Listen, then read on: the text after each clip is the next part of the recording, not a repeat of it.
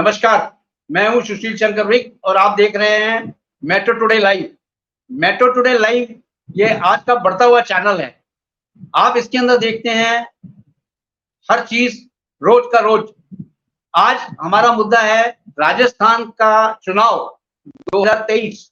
राजस्थान में इस समय चुनाव की घोषणा हो चुकी है और लिस्टें भी आ चुकी है। हमारे साथ पैनल में इस समय जुड़े हुए हैं अब्रिल मलिक जी। अब्रिल मलिक जी भाजपा नेता है, राष्ट्रीय अध्यक्ष केंद्रीय रक्षा फाउंडेशन के हैं, प्लस राष्ट्रीय सह सचिव है प्रधानमंत्री जन कल्याण योजना के, और योजना के अभियान में बहुत एक्टिव पार्टिसिपेशन करते हैं। दूसरे हमारे साथ जुड़े हुए हैं शांतनु बैनर्जी। शांतनु बैनर्जी एक जिम चलाते हैं, प्लस हमारे मेट्रो टुडे लाइव में ये काफी अच्छा सहयोग कर रहे हैं और ये हमारे मेट्रो टुडे लाइव में एंकर भी है। और इस तरह से अब हम स्टार्ट करते हैं। अब्रिल जी, हम आपसे ये पूछना चाहते हैं सर, अभी तक कांग्रेस ने भी 43 उम्मीदवार को अपने सूची निकाल दी है, प्लस बीजेपी ने 76 बाकी हैं अभी जो निकलनी है सूची। लेकिन बीजेपी ने जो सेकंड सूची निकाली है उसमें भी देखा गया है कुछ विरोधाभास हो रहा है। जैसे दिया गया है टिकट तो 12 मंत्रियों को साथ में दे दिया गया है। जो टिकट एक साथ देना था वो धीरे धीरे करके नहीं, एक साथ टिकट दे दिया गया है। तो लगता है बीजेपी ने भी अपनी स्ट्रेटजी चेंज की है कांग्रेस को देखते हुए। आपकी इस पे क्या विचारधारा है? देखिए, भारतीय जनता पार्टी कांग्रेस पार्टी एक फिसड्डी पार्टी है, उसको देखकर अपनी स्ट्रेटजी क्यों चेंज करेगी? पहले तो आप मुझे ये बता दीजिए, क्योंकि सबसे बड़ी बात यह है कि भारतीय जनता पार्टी की केंद्र में सरकार है, उसके साथ साथ राजस्थान में भारतीय जनता पार्टी की सरकार आने जा रही है पूर्ण बहुमत के साथ। मध्य प्रदेश में भी भारतीय जनता पार्टी की सरकार आ रही है और छत्तीसगढ़ राज्य के अंदर भी भारतीय जनता पार्टी की सरकार आ रही है और कमल खिलेगा निश्चित रूप से। तो उसके बाद मैं आपसे ये पूछना चाहता हूं कि कांग्रेस पार्टी जो एकदम समाप्त होने वाली है और कांग्रेस मुक्त भारत का निर्माण हो रहा है, तो उस पार्टी को देखकर भारतीय जनता पार्टी क्यों अपनी रणनीति बदलेगी या फिर क्यों उससे अफेक्ट होगी? हमें कोई प्रभाव नहीं पड़ता, हमें कोई असर नहीं पड़ता कि कांग्रेस पार्टी क्या कर रही है। कांग्रेस पार्टी को जो मर्जी वो करे, कांग्रेस पार्टी को कोई वोट देने वाला ही नहीं है, कोई वोटर ही कांग्रेस पार्टी का सपोर्टर नहीं है, कांग्रेस को कोई वोट देना ही नहीं चाहता, कोई समर्थक कांग्रेस पार्टी का है ही नहीं। तो हमें इससे क्या, हमें क्यों समस्या होगी इस चीज से? उसकी जो इच्छा है वो कर सकती है कांग्रेस पार्टी। और आपको भी मालूम है राहुल गांधी उसके नेता है और दूसरी ओर नरेंद्र मोदी जी भारतीय जनता पार्टी के नेता है। नरेंद्र मोदी जी के नाम पर राजस्थान का इलेक्शन लड़ा जा रहा है और ये अशोक गहलोत के नाम पर क्यों लड़ रहे हैं?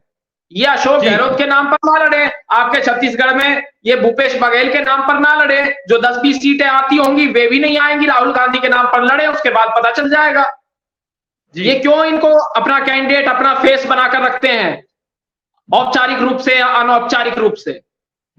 जी शांतनु जी, शांतनु जी, ये देखा गया है कि कांग्रेस ने जो लिस्ट निकाली है इस समय, वो निकाली है अपने 43 उम्मीदवारों की। दूसरी लिस्ट निकाली है 124 नाम अभी भी बाकी हैं आने के लिए। अब ये देखा गया है कि कांग्रेस ने जो भी लिस्ट निकाली है उसमें 7 ऐसे मंत्री हैं जो कि अभी भी उनको टिकट नहीं दिया गया है। शांति धारीवाल, महेश जोशी, हेमराज चौधरी, लालाचंद कटारिया, रमेश मीना, मोहम्मद जाहिद खान, ये सबको लिस्ट अभी तक टिकट नहीं मिली है, जबकि ये कद्दावर नेता हैं। ऐसा क्या है कि कांग्रेस ने अभी तक इनको लिस्ट नहीं दी है? इसमें से कुछ कारण तो ऐसा है कि कुछ मंत्री ऐसे हैं जो वापस चुनाव नहीं लड़ना चाहते हैं, क्योंकि उनको ये लगता है कि हम काफी समय से हम इसमें हैं। अब वो अपने परिवार के लोगों को वो उम्मीदवार बनाना चाहते हैं। तो इस कारण से कुछ ऐसे हैं जिनको मैं जानता हूं व्यक्तिगत रूप से, वो शायद वो चुनाव के मैदान में इसलिए आना नहीं चाह रहे हैं कि काफी लंबी पारी में खेल चुके हैं। जी। दूसरी बात जो है कुछ ऐसा है जैसे दोनों पार्टियां, वो ये सिर्फ चुनाव ही नहीं है, ये मूंछों का सवाल है, ये इज्जत का सवाल है। तो इस इज्जत के सवाल में दोनों पार्टियां जिस तरह से चौसर बिस्ती है, शतरंज की बिसात बिस्ती है, तो ये शतरंज की बिसात पे दोनों पार्टियां ये देख रही है कि अब ये अपना मोहरा चलेंगे तो हम अपना मोहरा इस हिसाब से चलेंगे। तो इसलिए दोनों पार्टियां बैठी, जिस तरह से कांग्रेस ने अपने कुछ लोगों को टिकट नहीं दिया है, उस तरह से भारतीय जनता पार्टी ने भी कुछ लोगों को अपना टिकट नहीं दिया है। और यहाँ तक कि आप देखें कि भारतीय जनता पार्टी ने जो दूसरी लिस्ट निकाली, उसमें जी पूर्व मुख्यमंत्री और उनके जो सहयोगी और साथी हैं, तो वो दूसरी लिस्ट में उन लोगों का नाम आया है। ये काफी सोच विचार के भारतीय जनता पार्टी ने ये लिस्ट निकाली है। पहले लिस्ट में जो तुरंत के नाम थे, तो तुरंत के नाम घोषित किए जो बिल्कुल मतलब जिन पे पूरा विश्वास था। दूसरी जी लिस्ट जी पे काफी मंथन हुआ है और मंथन के बाद ये लिस्ट निकली है। उसी तरह से जी कांग्रेस भी ऐसा सोच रही होगी, तो इसीलिए ये काफी मंथन के बाद एक दूसरे के मतलब ये सियासती जो अब की बार जो मुकाबला होगा, ये रोचक मुकाबला भी है। साथ में दोनों पार्टियां अपनी इज्जत के लिए, क्योंकि कांग्रेस दोबारा सत्ता में आना चाहती है और भारतीय जनता पार्टी ये मन बना के चल रही है कि उनको सत्ता में नहीं आने देना है। तो जी हर जी हिसाब से आप ये देखें कि दोनों पार्टियों ने अपने अपने कई उम्मीदवारों को बदल भी दिया है। कई ऐसे जी जी उम्मीदवार जो गढ़ हुआ करता था, वहां से उनको बदला जा चुका है। जी हालांकि जी नाम लेना उचित नहीं है, वो दोनों पार्टियों में ऐसे कई उम्मीदवार ऐसे हैं जिन्होंने अपना अपना जो उनका गढ़ था, वो गढ़ छोड़ के वो दूसरी जगह से वो लड़ रहे हैं। तो ये जी सारे जी समीकरण जो अंदर के भीतर के समीकरण है, वो भीतर के सारे समीकरण इसी राजनीतिक दांव पेच में खेले जा रहे हैं कि किस तरह से जी जी अगर दूसरी जगह से भी उम्मीदवार को खड़ा किया जाता है या देर से अगर सूची निकाली जाती है, तो फिर भी उम्मीदवार जो हो वो मजबूत उम्मीदवार हो। इसलिए ये जी थोड़ी सी जो ये जो चल रहा है वो ऐसा चल रहा है। जी जी अब्रिल जी, ये देखा गया है कि जो बीजेपी की स्ट्रेटजी है वो बड़ी सॉलिड स्ट्रेटजी है, लेकिन बीजेपी अपने सॉलिड स्ट्रेटजी से चल रही है, बहुत सोच विचार के लिस्ट निकाल रही है, बहुत सोच विचार के चल रही है। प्लस बीजेपी का जो मेन है कारण आगे आने का, वो ये है। हेलो हेलो जी आवाज आ रही है आपकी? सर, अब आवाज तो आ रही है लेकिन चली गई यहां से। हेलो, जी जी आ रही है, आपकी आवाज स्पष्ट आ रही है। आवाज आ रही है, आवाज आ लेकिन रही है? वीडियो में मूवमेंट नहीं है। वीडियो में नहीं आ कोई रहा सर, मूवमेंट नहीं है। आपकी स्टिल फोटोग्राफी हो नहीं आ गई है, रहा है। आपकी स्टिल फोटोग्राफी क्या हो हो गया? गई है, आपकी आवाज आ रही है, लेकिन आपके चेहरे पर कोई बदलाव या फोटोग्राफी में वीडियो में कोई बदलाव नहीं हो रहा है। हाँ, वीडियो में नहीं हो रहा है वो, मैं अभी देखता हूँ।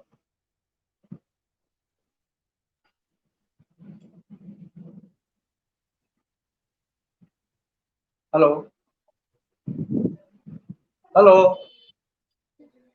आपकी आवाज आ रही है सर? सर हैं?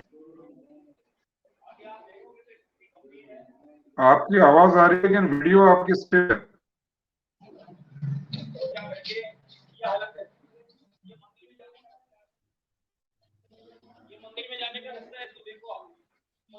हेलो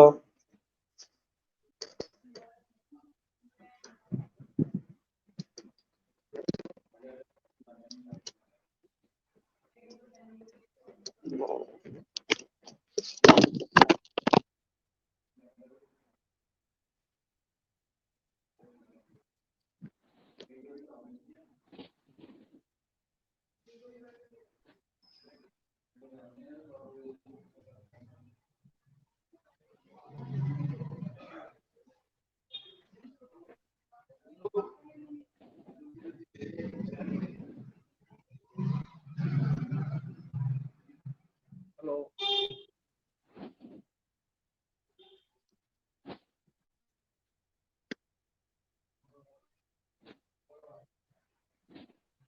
जी आ रही है आपकी आवाज, अब आ जाएगी। आवाज आ रही है ना सर?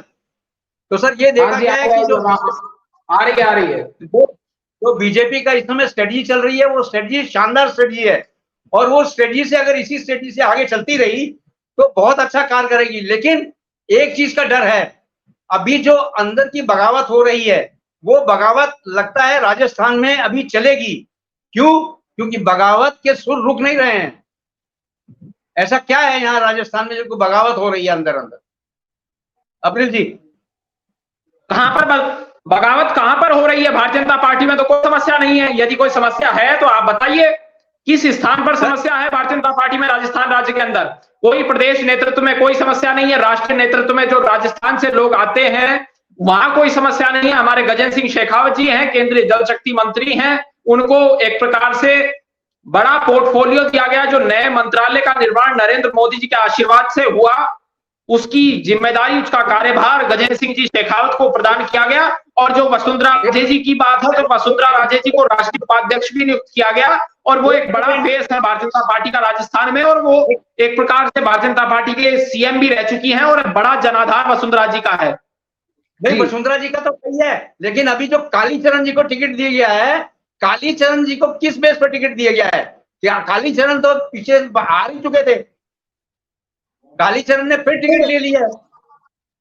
देखिए, ये मीडिया वालों का विषय नहीं है या किसी अन्य व्यक्ति का विषय नहीं है कि भारतीय जनता पार्टी किसको टिकट दे, लेकिन मैं केवल इतना ही कहना चाहूंगा आपको, भारतीय जनता पार्टी जिसको भी टिकट दे रही है वो जिताऊ और टिकाऊ उम्मीदवार को टिकट देती है, ऐसे उम्मीदवार को टिकट नहीं देती जिस प्रकार से 10-20 करोड़ 50-100 करोड़ लेकर के दूसरी पार्टी में भाग जाए। हमारे जो कैंडिडेट्स होते हैं, अगर वो जीतेंगे तो राष्ट्र की सेवा के लिए कार्य करेंगे, पूरे 5 साल जनता के मध्य में रहेंगे, जनता के लिए कार्य करेंगे, और अगर नहीं भी जीतते हैं तब भी हमारे कैंडिडेट जो होते हैं वे 5 साल उसी क्षेत्र में, उसी क्षेत्र की जनता के बीच में, उसी क्षेत्र की जनता की सेवा करने में लगे रहते हैं। इस बात को आप देख लीजिए। और जहां तक बात है भारतीय जनता पार्टी की, तो एक कैंडिडेट जीत करके आएगा, एक कैंडिडेट जीत करके आएगा। इस प्रकार से हमने सूची तैयार की है, इस प्रकार से टिकट प्रदान किए गए हैं। और जहां तक बात है सर्वेज की, तो आप सर्वे जितने भी कराकर देख लीजिए, मैं इस बात को नहीं कह सकता, लेकिन 99% सीटों पर भारतीय जनता पार्टी जीत हासिल कर रही है। जो जिस बात को मैं आपके चैनल पर कह सकता हूं, 99% सीटों पर, क्योंकि जो को टिकट प्रदान किए गए हैं उन सीट्स पर, पर्टिकुलर सीट्स पर, पर्टिकुलर कैंडिडेट के लिए सर्वे कराया गया, तो वो कैंडिडेट जीतता हुआ नजर आ रहा है। लगभग हर सीट पर 5-5 हजार लोगों से सर्वे में जो बात की गई, मैंने इस सर्वे को रन कराया था, तो वहां पर यह स्पष्ट नजर आया कि हर कैंडिडेट हमारा जीतता हुआ नजर आ रहा है। जो टिकट लेना चाह रहे थे और जिनको टिकट मिलना चाहिए था, अनुमान के आधार पर मेरे द्वारा, हमारे फाउंडेशन के द्वारा यह सर्वे कराया गया था। लगभग 3-4 लाख लोग इसमें सम्मिलित हुए थे, अपनी अपनी राय दी थी। अलग अलग जगह के, कहीं क्षेत्र के 5,000 थे, किसी के 10,000, किसी के 2,000, 4,000, अलग अलग उस तरीके से देखा गया था। लेकिन भारतीय जनता पार्टी के समर्थन में 90% लोग थे, इस बात को मैं कह सकता हूं। लेकिन मैं इस बात को भी नहीं कह रहा कि कांग्रेस कहीं किसी सीट पर नहीं जीतेगी, लेकिन भारतीय जनता पार्टी 70% सीटों पर जीतेगी। हमारा राष्ट्रीय नेतृत्व इस बात को कहने के लिए तैयार है। और अगर मेरे से निजी राय आप पूछते हैं तो 99% सीटों पर भारतीय जनता पार्टी जीतेगी, और कांग्रेस पार्टी के 90% लोगों की जमानत निश्चित रूप से जब्त होना तय है। अब्रिल जी, मैं किसी का नाम तो नहीं लेना चाहता चैनल पे, लेकिन आपके भारतीय जनता पार्टी के लोग जो यहाँ पे हार चुके थे पिछली बार, वो चेहरा दिखाने नहीं आए, लेकिन उनको भी टिकट दे दिया गया है। इसके पीछे जनता बहुत आक्रोश है, जनता में बहुत ज्यादा आक्रोश है, क्योंकि टिकट उनको मिल गया है जो कि यहाँ पे कार्य ही नहीं कर रहे थे। हारने के बाद वो चेहरा ही नहीं दिखाया उन लोगों ने। जैसे आपका जो वर्जन है कि वो आते हैं, काम करते हैं, हारने के बाद भी उस पर मैं टिप्पणी कर रहा हूं। नहीं, देखिए, बिल्कुल मैं आपको बता देता हूं।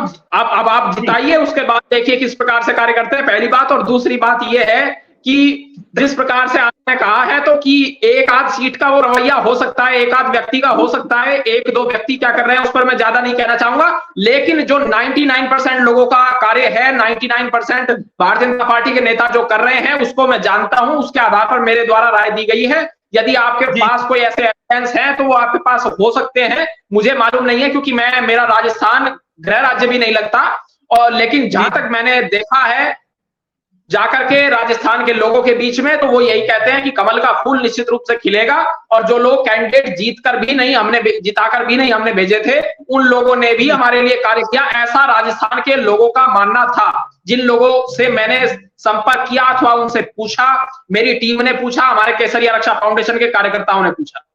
जी। शांतनु जी, जो महिलाओं को टिकट दिया गया है वो कांग्रेस की तरफ से जो लिस्ट गया है, सेकंड लिस्ट में 3 महिलाएं हैं और पहली लिस्ट में 9 महिलाएं हैं, तो टोटल 12 महिलाओं को टिकट दिया गया है।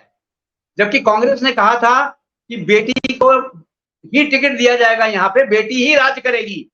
अब देखिए टोटल इनकी टिकट सेकंड लिस्ट और फर्स्ट लिस्ट में मिला के आई है 12, और इनके पास कैंडिडेट कितने हैं, बहुत सारे हैं लेडीज कैंडिडेट। आपकी क्या राय है शांतनु जी महिला टिकट को लेके? अभी दोनों लिस्ट के बाद ऐसा तो है नहीं कि सारी लिस्टें पूरी हो गई हों, ऐसा है नहीं। तो नहीं, लिस्ट अभी हो लिस्ट सकता है कोई और भी तीसरी लिस्ट भी निकले, उसमें हो सकता है कि और भी उम्मीदवार हो, लेकिन ये 124 पार्टी की 124 पार्टी और हमारे 124 बीजेपी जो अभी जो बाकी सीटें जो बची हैं, इनमें से कितनी महिला उम्मीदवार होंगे वो हम कह नहीं सकते। दूसरा जी। जो राजनीति होती है, राजनीति में स्पष्ट तौर से ये है कि दिखाने का चेहरा और होता है और करने का चेहरा और होता है। वो कोई जरूरी नहीं है कि वो दिखाने का और करने का चेहरा एक जैसा ही हो, ऐसा राजनीति में नहीं होता है। राजनीति के जो मोहरे हैं वो खेले दूसरी तरह से जाते हैं, सोचे दूसरी तरह से जाते हैं। तो ये एक ऐसी चीज है जिसको कभी भी आप स्पष्ट नहीं कर सकते कि इसके पीछे कारण क्या है। अब मैं किसी पार्टी का प्रवक्ता तो हूं नहीं, तो मैं एक निष्पक्ष व्यक्ति होने के नाते, जैसे अविरल जी ने बोला 99% सीट भाजपा की आएगी, तो 99% का मतलब तो ये होता है कि जो दूसरी पार्टी है वो 2 या 4 या 5 सीटों में सिमट कर रह जाए।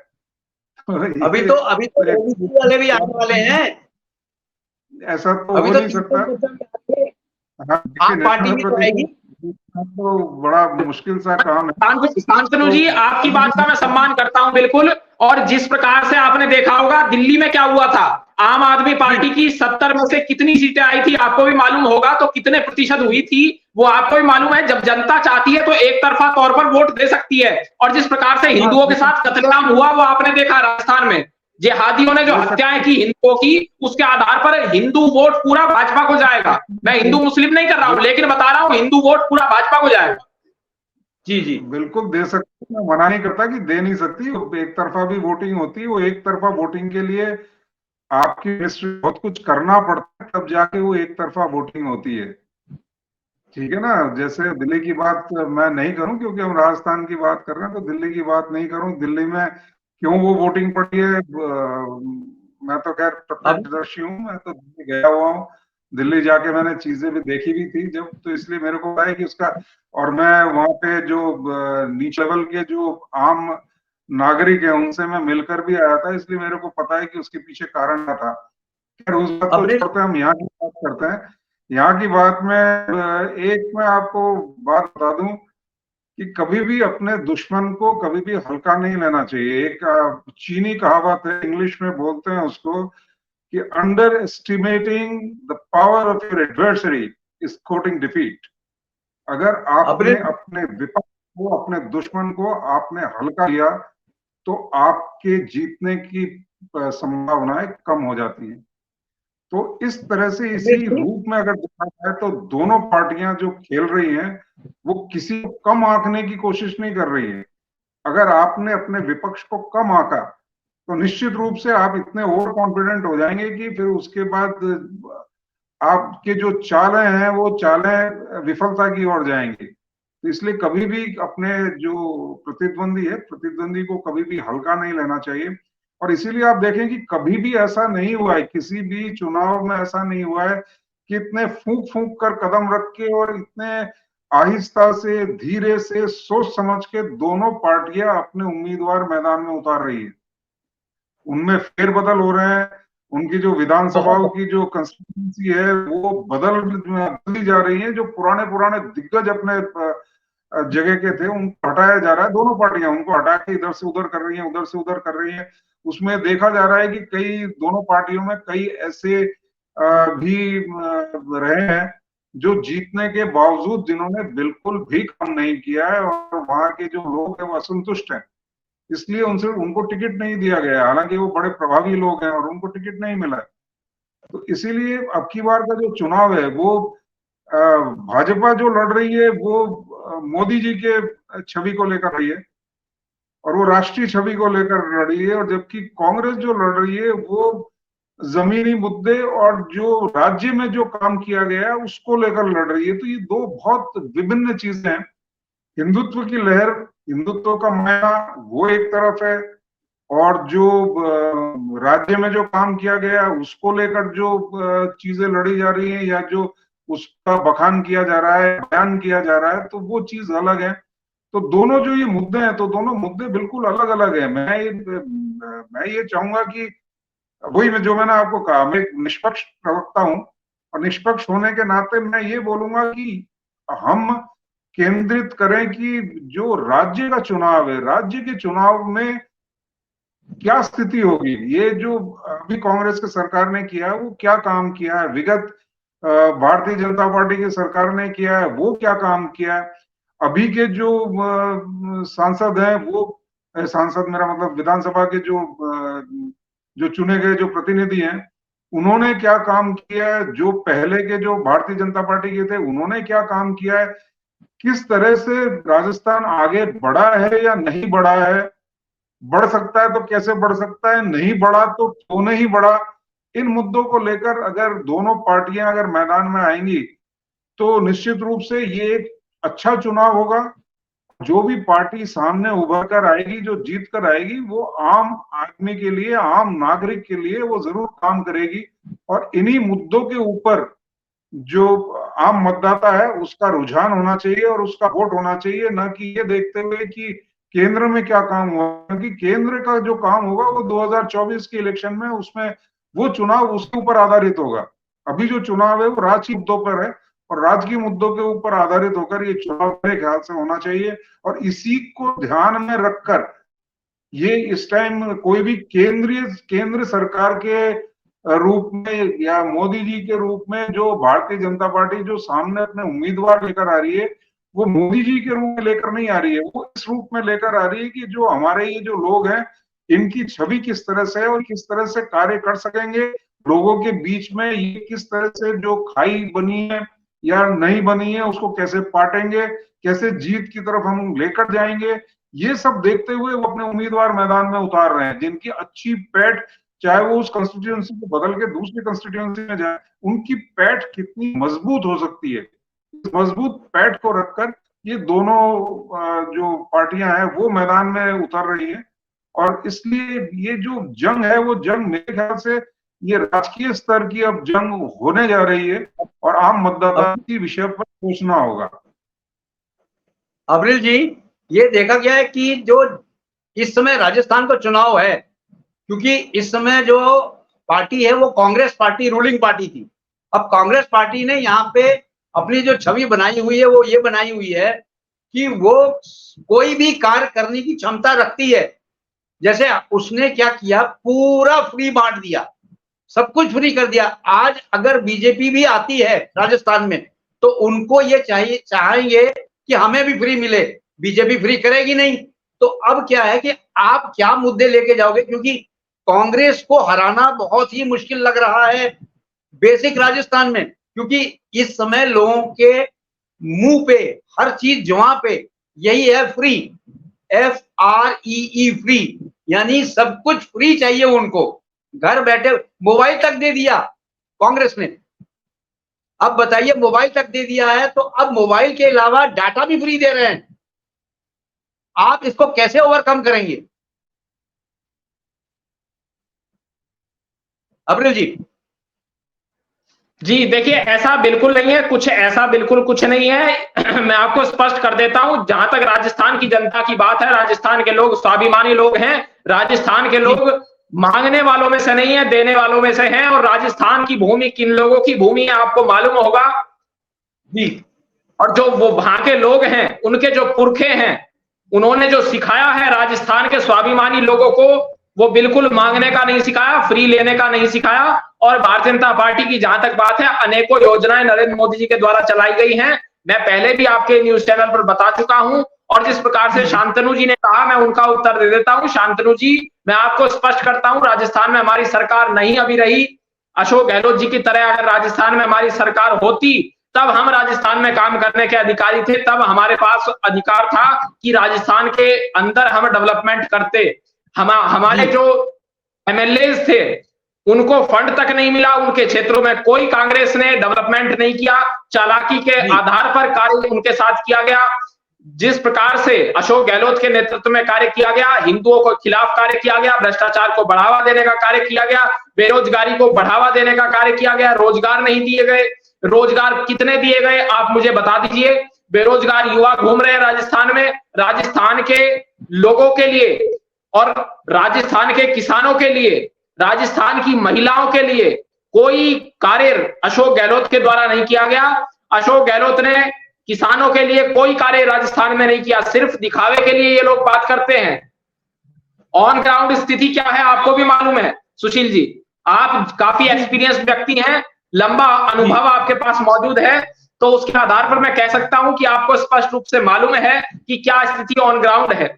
जमीन पर, जमीनी स्तर पर किसानों को किसी प्रकार का कोई लाभ अशोक गहलोत की सरकार के द्वारा नहीं पहुंच रहा है, नहीं मिल पा रहा है। तो वो किसान अशोक गहलोत को, कांग्रेस के सिंबल को वोट क्यों देगा? पंजे को काटने का काम, इस पंजे को काटने का काम किसानों के द्वारा किया जाएगा। किसान बिल्कुल इन लोगों को वोट नहीं देगा। इन लोगों ने किसानों के लिए कोई कार्य नहीं किया, सिर्फ इन्होंने मोदी जी के खिलाफ भड़काने का कार्य किया है।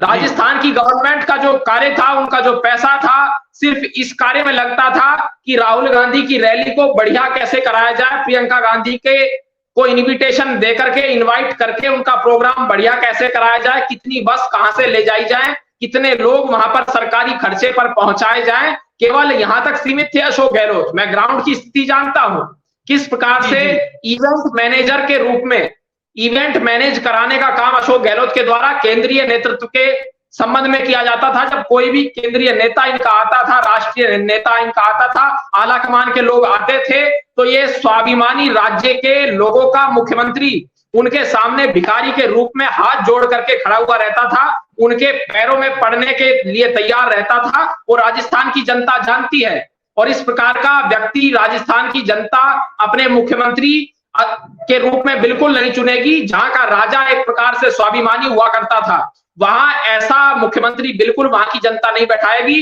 जो विदेशी लोगों के पैरों में पड़ने के लिए तैयार रहता हो, उनके चाटुकारिता करता हो, उनके सामने हाथ जोड़ता हो और नतमस्तक होकर के इटली वालों के सामने, उनके सामने पैसा पहुंचाने का कार्य करता हो, राजस्थान के लोगों से वसूली करा करके इटली पहुंचाने का इनडायरेक्टली डायरेक्टली ये लोग कार्य कर रहे हैं। ये पूरा षड्यंत्र है, पूरा प्लान के आधार पर ये जो पूरी कंपनी है अशोक गहलोत एंड कंपनी, ये सारा का सारा इटली में पैसा पहुंचाने का कार्य कर रही है।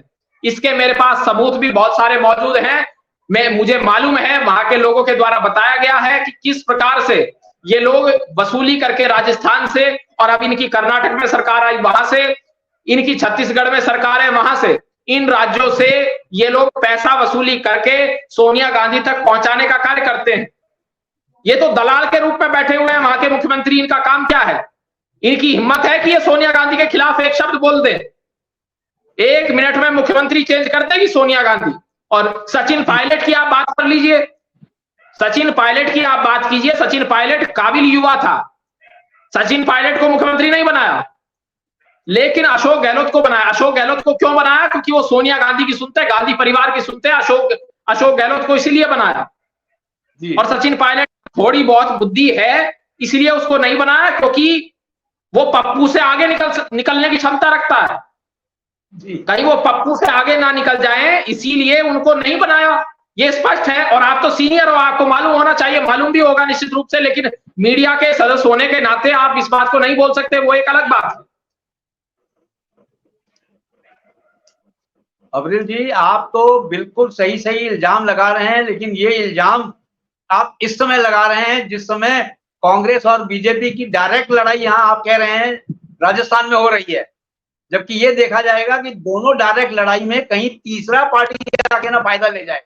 क्यों? क्योंकि वो भी अपनी स्ट्रेटजी बना रहे हैं। आप पार्टी स्ट्रेटजी बना रही है। आम आदमी पार्टी की मैं बता देता हूं, आम आदमी पार्टी की बात ही मत कीजिए। वो संजय सिंह है, वो जेल में है, सत्येंद्र जैन है, वो जेल में है, deputy CM Manish Sisodia sitting था, वो जेल में चला गया, सिसोदिया, संजय, सत्यपाल जैन और केजरीवाल भी जाने वाला है। आपके न्यूज चैनल पर मैं बता देता हूं, केजरीवाल भी बहुत जल्दी जेल जाने वाला है। केजरीवाल भी ज्यादा दिन तक बाहर नहीं रहेगा। और यही एकमात्र ऐसी पार्टी है सुशील जी, जिसके पार्षद से लेकर के मंत्री से लेकर के डिप्टी सीएम तक, सांसद तक, राज्यसभा का सांसद भी, इनका सांसद भी जेल में है, इनका डिप्टी सीएम भी जेल में है, इनका मंत्री भी जेल में है, इनका पार्षद वो ताहिर हुसैन जिसने दिल्ली में दंगा कराया, जी दिल्ली में दंगा कराने वाले लोग हैं, ये दिल्ली को जलाने वाले लोग हैं। जी दिल्ली हाथ जोड़कर ये चाहती है कि किसी प्रकार से ये इस सत्ता से उतर जाएं, इस कुर्सी से उतर जाएं। कोई दिल्ली का निवासी अब नहीं चाहता इनको, और कोई इतना भिखमंगा नहीं है कि इनकी फ्री बिजली और फ्री पानी के लिए इनको सत्ता में बैठाया। इन्होंने डेवलपमेंट क्या किया है? सरकार बनाई जाती है रोड के लिए, इनको टैक्स दिया जाता है। ये जो एहसान जनता के ऊपर कर रहे हैं, एहसान नहीं कर रहे कोई, जनता की जेब से पैसा लेकर के, जनता की खून पसीने की कमाई लेकर के जनता को फैसिलिटीज देने का काम आपकी नैतिक जिम्मेदारी है। उसको आप कहते हो कि बहुत बड़ा एहसान कर रहे हो। कौन सा एहसान है इसमें? अगर ये जो पढ़े लिखे लोग हैं उनको मालूम है, अगर ये बिजली पानी फ्री कर रहे हैं तो कहीं और से पैसा निकालेंगे। केजरीवाल अपने बाप की जमीन बेच के पैसा नहीं दे रहा। केजरीवाल अपने जमीन बेच करके दिल्ली की जनता को फ्री पानी नहीं दे रहा है। केजरीवाल फ्री बिजली इस आधार पर नहीं दे रहा है कि वो अपनी ससुराल से पैसा लेकर के आए हैं। इस बात को समझना होगा दिल्ली की जनता को। जी और दिल्ली की जनता जानती भी है। बोलिए आप जी, बोलिए। नहीं, बिल्कुल मैं इस बात को स्पष्ट कर रहा हूं आपके टीवी चैनल के माध्यम से, जिस प्रकार से इन लोगों के द्वारा कार्य किया गया है, बिल्कुल फ्रॉडबाजी ये लोग कर रहे हैं। फ्रॉड लोग हैं, झूठे लोग हैं, मक्कार लोग हैं, और ये अपने पास से पैसा ला रहे हैं क्या? जो ये बिजली और पानी फ्री कर रहे हैं और एहसान दिखा रहे हैं दिल्ली की जनता पर। इन्होंने दिल्ली में दंगा करवा दिया, दिल्ली में इन्होंने लूट मचाई हुई है। दलालों की ये सरकार है, भ्रष्टाचारियों की सरकार है। ये शराब बढ़ाने का कार्य कर रहे हैं, दिल्ली के बच्चों को, युवाओं को शराब की लत लगा रहे हैं, दिल्ली के युवाओं को शराब पिलाने का ये कार्य कर रहे हैं। ये दिल्ली के छात्रों को, नौजवानों को बिगाड़ने का कार्य कर रहे हैं। ये प्रयास कर रहे हैं कि ये आज शराब पिए, कल ड्रग्स ले, और उसके बाद एक प्रकार से बर्बादी की कगार पर वो लोग पहुंच जाए। ये इस प्रकार के लोग हैं। इन लोगों को दिल्ली की जनता दोबारा सत्ता में नहीं लाएगी, इनके ऊपर विश्वास नहीं करेगी। इन्होंने कहा था हम यमुना साफ कराएंगे, इन्होंने यमुना साफ नहीं कराई।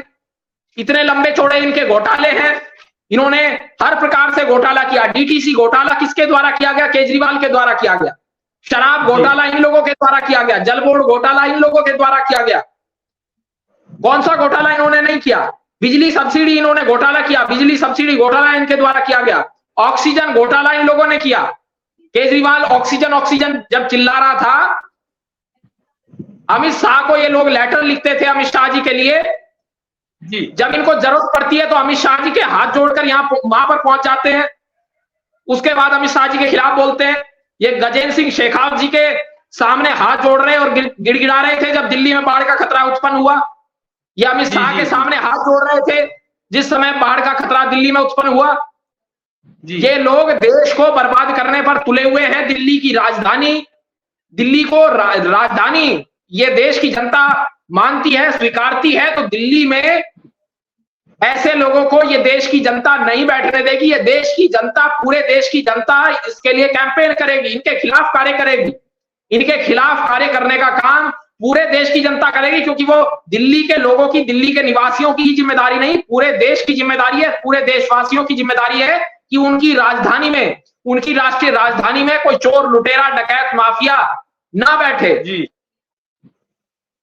अब इन्होंने कौन सा घोटाला नहीं किया? हर प्रकार का इन्होंने घोटाला किया। टैंकर घोटाला किसके द्वारा किया गया? अरविंद केजरीवाल के द्वारा किया गया टैंकर घोटाला। यमुना सफाई घोटाला इन लोगों ने किया। राशन घोटाला इन लोगों ने किया। ऑक्सीजन घोटाला मैंने आपको बताया। स्ट्रीट लाइट घोटाला इन लोगों के द्वारा किया गया। दिल्ली दंगे इन लोगों के द्वारा कराए गए। दवा घोटाला इन लोगों के द्वारा किया गया। विज्ञापन घोटाला इन लोगों के द्वारा किया गया। खून पसीने की, दिल्ली के निवासियों के खून पसीने की कमाई को इन लोगों ने विज्ञापन घोटाले में जिस प्रकार से किया बर्बाद, ये विज्ञापन कर रहे हैं, अपने पार्टी का ये प्रचार कर रहे हैं दिल्ली की जनता के पैसे से।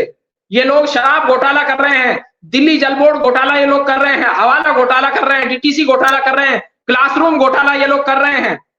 ये लोग केवल कागजों पर काम करते हैं, भाषणों में काम करते हैं, जमीन पर, जमीनी स्तर पर अरविंद केजरीवाल के द्वारा कोई कार्य किया ही नहीं गया है। अब्रिल जी, राजस्थान के जो चुनाव हो रहे हैं, इसमें बेसिक मुद्दा बीजेपी का क्या होगा? बेसिक ग्राउंड पे जो इनको मुद्दा लेके चलेंगे वो क्या होगा? देखिए, निश्चित रूप से ग्राउंड पर जो मुद्दा होगा भारतीय जनता पार्टी का, वो केवल और केवल विकास का होगा। विकास के मुद्दे पर भारतीय जनता पार्टी वोट मांग रही है, राष्ट्रवाद के मुद्दे पर भारतीय जनता पार्टी वोट मांग रही है, और हिंदुत्ववादी पार्टी भारतीय जनता पार्टी है। हम लोग हिंदुओं के ऊपर अत्याचार नहीं होने देंगे, नहीं होने देंगे। इस बात को क्लियरली आपके चैनल के माध्यम से मैं कह देता हूं। और इसमें कोई अल्पसंख्यकों का शोषण नहीं है, ये मुसलमानों का शोषण नहीं है। अब कोई कहेगा कि मैं मुस्लिम धर्म के साथ भेदभाव कर रहा हूं, तो ये कौन सा भेदभाव है? ये भेदभाव नहीं है कि आप हिंदुओं के ऊपर अटैक करो। या आप हिंदुओं के ऊपर अटैक कर रहे हो, इस बात को मैं रोकने की बात कह रहा हूं। इस बात को मैं चाहता हूं कि हिंदुओं के ऊपर अटैक कोई मुसलमान ना करे, कोई जिहादी तत्व ना करे। तो ये भेदभाव कैसे हो गया? जी। आप सुशील जी, आप चाहते हो कि अपने स्टूडियो में सुरक्षित रहो, तो इसका अर्थ ये थोड़ा ही है कि आप मुसलमानों के साथ भेदभाव कर रहे हो। क्या आप उन्हें इन्वाइट करोगे अपने साथ मार पिटाई करने के लिए? ऐसा तो नहीं है ना। जी। हर व्यक्ति सुरक्षित रहे, हर व्यक्ति को सुरक्षित रूप से रहने का अधिकार है। जी। किसी व्यक्ति को यदि असुरक्षित किया जा रहा है किसी व्यक्ति के द्वारा, तो वो बिल्कुल गैर कानूनी है। और ये भारतीय संविधान बाबा साहब डॉक्टर भीमराव अंबेडकर जी के द्वारा जो कार्य किया गया, उनके द्वारा जिस प्रकार से संविधान का निर्माण किया गया, जो बात उनके द्वारा कही गई, जी, वो स्पष्ट है। हर व्यक्ति को अधिकार देते हैं बाबा साहब भीमराव अंबेडकर, उनका संविधान। हर व्यक्ति सुरक्षित रहे, इस बात की अथॉरिटी भारतीय संविधान ने दी हुई है। ये अधिकार दिया गया है, भारतीय संविधान के द्वारा प्रदान किया गया है इस देश के नागरिकों को, इस देश की जनता को। और Bharatiya Janata party infrastructural development की बात करती है। हम इंफ्रास्ट्रक्चरल डेवलपमेंट की बात करते हैं, इस देश को मजबूत बनाने की बात करते हैं। ये देश मजबूत कैसे बने? उसमें हिंदू का भी भला है, मुस्लिम का भी भला है, सिख का भी भला है, ईसाई का भी भला है, जैन का भी भला है, बौद्ध का भी भला है, हर व्यक्ति का भला है। आपका भी भला है, मेरा भी भला है, हर नागरिक का भला है। जी। अगर स्कूल बन रहा है, स्कूल की इमारत तैयार हो रही है, वो हर व्यक्ति के लिए हो रही है। अगर मोदी जी के द्वारा गैस सिलेंडर दिया गया, तो वो हिंदू की रसोई में भी पहुंचा, मुस्लिम की रसोई में भी पहुंचा। अगर नरेंद्र मोदी जी के द्वारा बिजली दी जा रही है, वो हर व्यक्ति तक पहुंच रही है, वो हिंदू हो, मुस्लिम हो, सिख हो, ईसाई हो, जैन हो, बौद्ध हो, पारसी हो, कोई भी हो, XYZ। लेकिन जिस प्रकार से ये राजनीतिक रूप से जिस प्रकार से एलिगेशन लगाने का, झूठे आरोप लगाने का कार्य कांग्रेस पार्टी करती है, वो बिल्कुल गलत है, निराधार है। और मैं इस विषय पर बहुत ज्यादा चिंतित हूं निजी तौर पर भी। ये जो जिहादियों के द्वारा हिंदुओं के ऊपर अटैक किए जाते हैं, बिल्कुल गलत है। किसी भी जिहादी को अथॉरिटी नहीं होनी चाहिए कि वो इस देश के किसी भी नागरिक पर, किसी हिंदू पर अटैक करे। जी। ये लोग कहते हैं कि हमने फतवा जारी कर दिया। अरे भाई साहब, आपके पास कौन सी अथॉरिटी है फतवा जारी करने की? हम मानेंगे तो इस भारतीय संविधान को मानेंगे, अपने फतवे को फाड़ कर फेंक दीजिए। तुम्हारे फतवे को कोई नहीं मानता। जी। इनके फतवे से हम प्रभावित नहीं हो रहे हैं, ना इनके फतवों से हम डरते हैं। हम मानेंगे तो डॉक्टर बाबा साहब भीमराव अंबेडकर जी के द्वारा बनाए गए संविधान को मानेंगे। हम IPC को मानेंगे, CRPC को मानेंगे, CPC को मानेंगे। इंडियन पीनल कोड यहाँ पर है, यहाँ कॉन्स्टिट्यूशन ऑफ इंडिया है। यहाँ कोई व्यक्ति अपने फतवे जारी करके किसी को जबरदस्ती बात मनवाने का प्रयास नहीं कर सकता। इस बात को माफ कीजिए। जी। विकास के मुद्दे को आप लेके चलते हैं, तो विकास तो कांग्रेस ने बहुत सारे यहाँ पे किए हैं। अब वो अपना मुद्दा बनाएगी, आप अपना मुद्दा लेके चलेंगे। विकास का दोनों का एक ही मुद्दा होगा, क्योंकि विकास तो उन्होंने बहुत सारा किया है, यहाँ पे डेवलपमेंट बहुत किया है, उसी को वो बुला रहे हैं। क्योंकि हर क्षेत्र में, हर एरिया से जो MLAs खड़े हो रहे हैं, उन्होंने ये बोला है कि हम विकास के मुद्दा को लेके चलेंगे। ये 5 साल से क्या कर रहे थे? ये 5 साल से क्या कर रहे थे? कहां थे ये लोग? जी। ये लोग जनता के बीच में नहीं जाते। मैं एक नेता को राजस्थान के जानता हूं, गोविंद सिंह डोटासरा, एकदम फर्जी आदमी। किस प्रकार से फर्जीवाड़ा डोटासरा करता है आपको ही मालूम होगा, किस प्रकार से परिवारवाद को बढ़ावा दिया आपको मालूम होना चाहिए। ये फर्जी लोग हैं, फर्जी तौर पर कार्य ये लोग करते हैं। और अशोक गहलोत की आप बात कर लीजिए, इनका कोई अस्तित्व नहीं है, इनके तो खुद के वोट भी नहीं है, इनका तो निजी कोई वोट बैंक भी नहीं है। केवल ये सोनिया माताजी की पटुकारिता करते हैं, उसके आधार पर केवल इनको चीफ मिनिस्टर की कुर्सी दे दी जाती है। अशोक गहलोत की आप रैली करा लीजिएगा पार्टी से अलग हट करके, और एक तरफ सचिन पायलट की ही रैली करा लीजिएगा।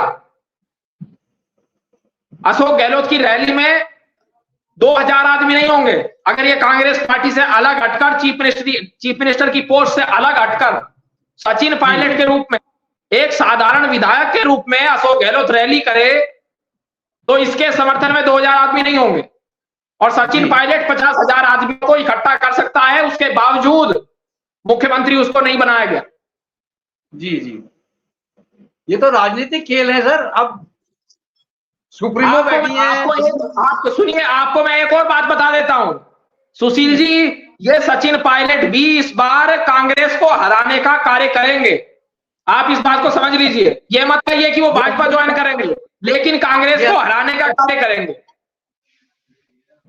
ये अंदर की बात है। बिल्कुल।